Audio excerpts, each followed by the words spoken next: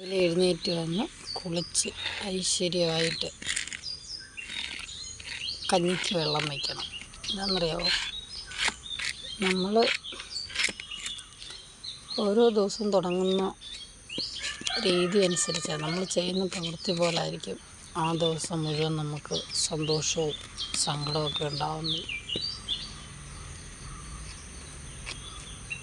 അത് ചെയ്യുമ്പം നല്ല വൃത്തിയായിട്ട് ചെയ്യാം. ഇതാ അടുപ്പുണ്ടോ, ചാരമൊക്കെ മാറ്റിയിട്ട് നല്ല ഐശ്വര്യമായിട്ട് കഞ്ഞിക്ക് വെള്ളം വയ്ക്കാൻ പോവാം.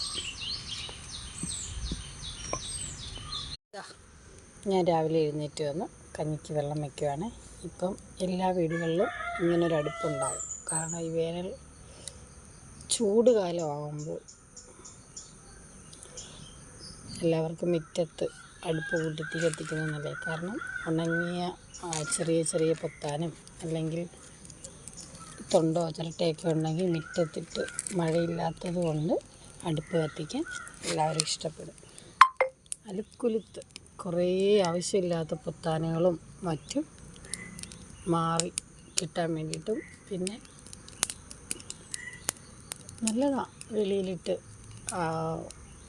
തീ കത്തിക്കുന്നത്. അപ്പം ഞാനും ഇന്ന് രാവിലെ എഴുന്നേറ്റ് കുളിച്ച് ഐശ്വര്യമായിട്ട് തന്നെ വിറക് വെച്ച് കത്തിക്കുന്നുണ്ടോ, തീ കത്തുന്നുണ്ടോ. നമ്മൾ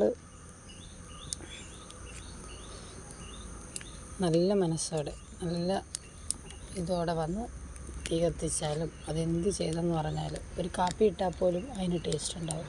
പക്ഷെ അത് നമ്മൾ എഴുന്നേറ്റ് വരുന്ന രീതി പോലിരിക്കും. അപ്പം എല്ലാവരും രാവിലെ കുളിച്ച് വൃത്തിയായിട്ട് വന്ന് അടുക്കളയിൽ കാര്യങ്ങളൊക്കെ ചെയ്യുക. നല്ല വൃത്തിയായിട്ട് അടുപ്പ് കത്തി. ഞാൻ ഇതിനകത്തൊരു കൊതുമ്പാണ് വെച്ച് കത്തിച്ചിരിക്കുന്നത്, അല്ലാതെ വേറെ ഒന്നും വെച്ചിട്ടില്ല. അപ്പോൾ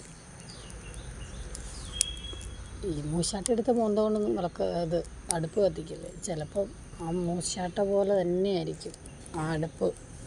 അതിലെന്ത് സാധനം വെച്ചാലും അത് തീരുന്നത് വരെ അങ്ങനെയാവും. എത്ര കത്തിച്ചാലും കത്തത്തുമില്ല. ഒരു സമയത്ത് ആഹാരം വേവിച്ചെടുക്കാനും പറ്റില്ല.